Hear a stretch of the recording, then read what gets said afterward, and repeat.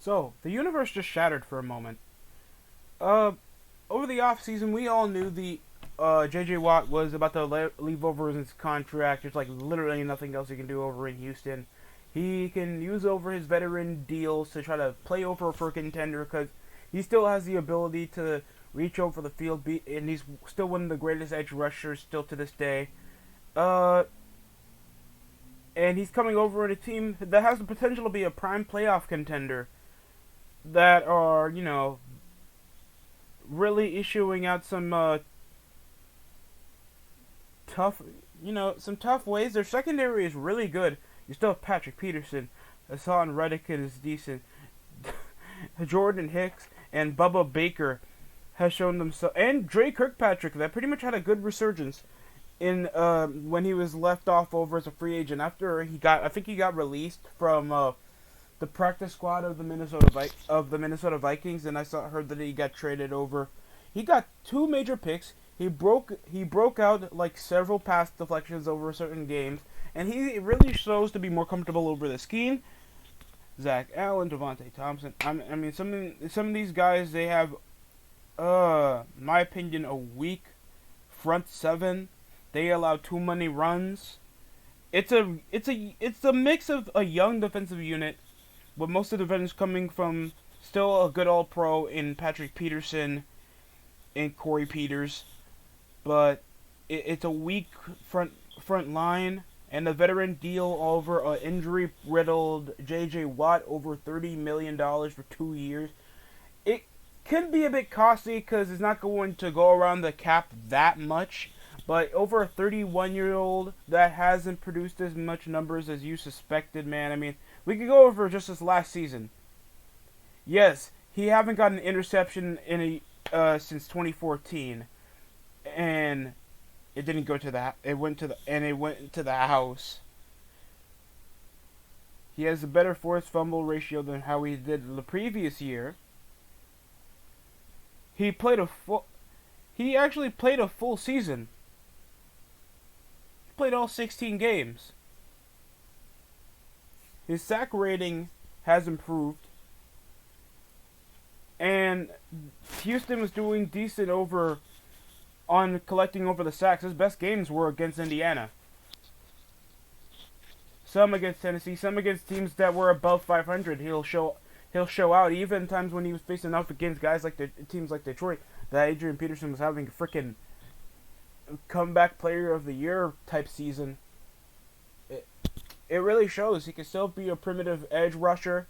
He still is like electric, and he could still be useful over his veteranship because it's been 2 seasons since he played a decent 16 games. And then he had just this outlash over 2016 to 17 over when Deshaun Watson, and this isn't over a fault. Oh, curse Deshaun Watson. He came over missing 3 games, and he only had like one decent game. I remember when it was coming over one highlight when I think they had a Thursday night game against the Cincinnati Bengals, and last few seconds, because of course there was notable plays over Deshaun Watson, but big asterisk on that was they were doing laterals to each other over the last minutes of the game, like every other NFL team were doing, because they think that's the most desperate and smartest way over to score. I've only seen that done a dime a dozen amount of times, and it ends with J.J. Watt with a clutch tackle at the end. Then he gets injured over it, I think an ACL tear, leaving him out for the rest of the season, and he only played a total of 7 games over the 2017 season, and he wouldn't show up over a primitive year where he would be decent. It wasn't until 2018.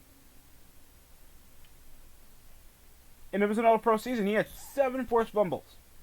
7. Had his best sack rating he had since 2015, when he made 4 straight Pro Bowls. Had his best amount of solo tackles. And he just fits over with the scheme so well. And then Bill O'Brien thought he could be executive. Well, I have a guy, I'm going to shout him out, Lake Show. He really, really good channel. He's a Cardinal fan, so I gotta hate him a little bit because I'm a Niners fan. We came over bottom of the barrel. They finished off 8-8, over being a prime contender for the last few weeks, last couple like parts of October to November. To November, and then they started losing 3 straight games.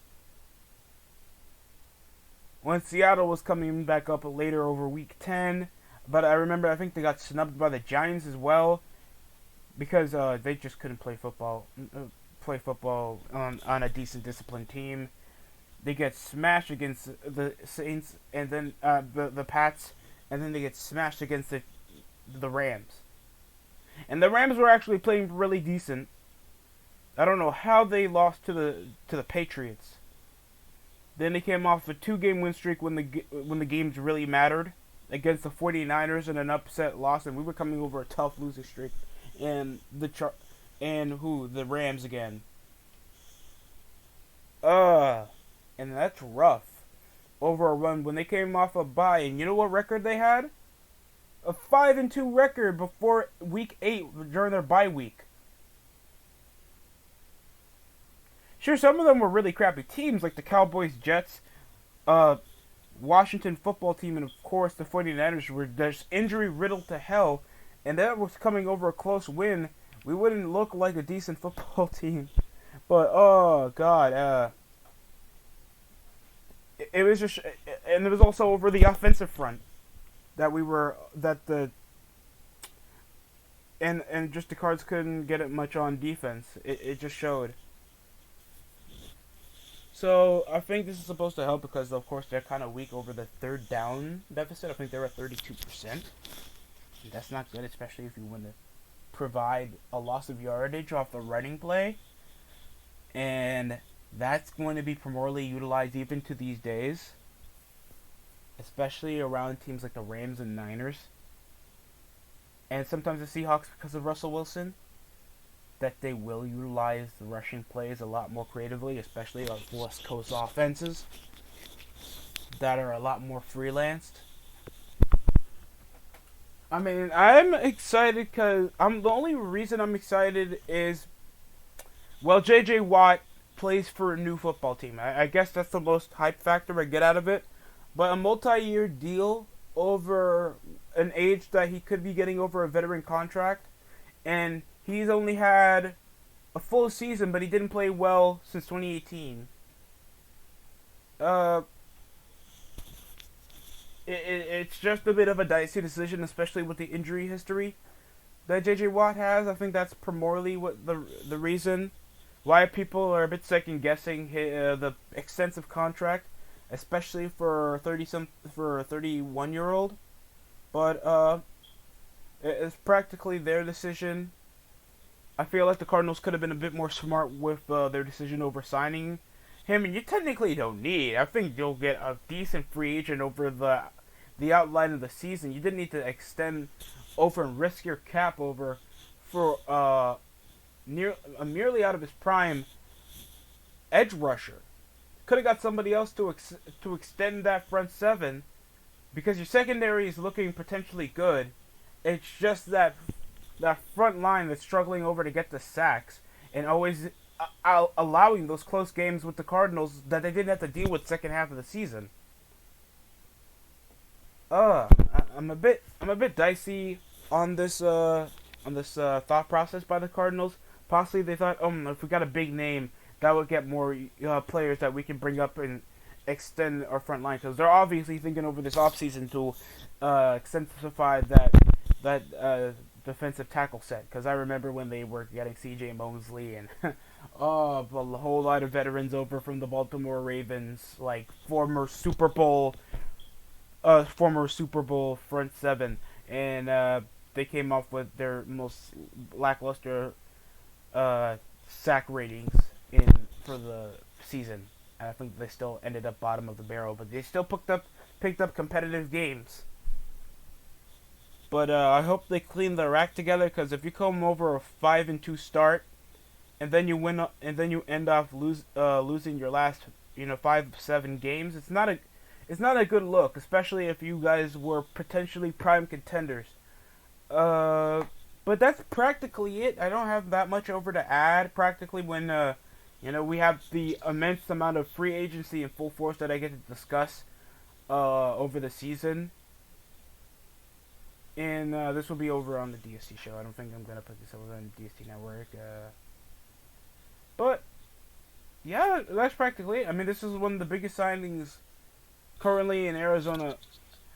Currently for Arizona, because they had the biggest steal of a trade over DeAndre Hopkins. And yes, their offense shines, but their defense is yet to be desired, and it shows over some of their record, some of their statistical issues over with getting sacks, stopping runs, finishing the third, stopping the third down. And yes, stopping the third down does matter, especially in football, and especially over in the NFC West when West Coast offenses can freelance with run plays, and we have like a plethora of dual threat quarterbacks like Kyler Murray and Russell Wilson, or just young guys that are decent system QBs like Jared Goff and Jimmy Garoppolo. I don't even know how much time we have until Jimmy Garoppolo practically gets injured again. I'm second guessing my decision over trying to keep this guy if this is going to be another time that he gets hurt, because he didn't play until week 10 when he first came to San Fran.